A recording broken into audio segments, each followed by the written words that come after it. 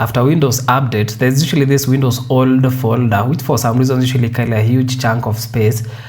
If we check on this one, it goes all the way up to 80.6 GBs. That's a huge space that we can use for other things. It's quite hard to delete this using the conventional methods. Here you just click on delete. It's not going to really work for all the files. Some of them will require more permissions, and that will disrupt your deleting this folder, so it will still remain. So the best is, first of all, you make sure you don't have files that you need to keep in this Windows.old, especially here for the users. You go to the users and then you make sure you don't have anything that is left. You just transfer that first, and then you just, press on Windows, then look for clean up, disk cleanup. You click on it.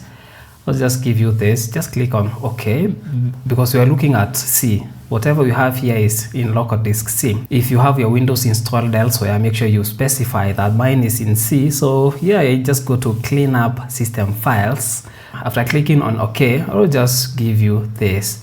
Now you can see the folders containing the data they want to delete, and you have to be careful with the Windows 10 and below, because it also includes this download folder.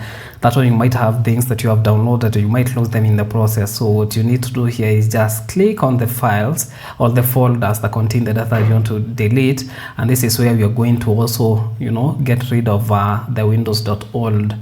And it's actually here. You can see previous Windows installation here, 80.8. And also be careful, because if you want to roll back in case you have an issue with the current OS, then you cannot be able to do that once you delete that folder. It contains the previous files that you might use in case you want to roll back. So click on OK and give it time. It will delete.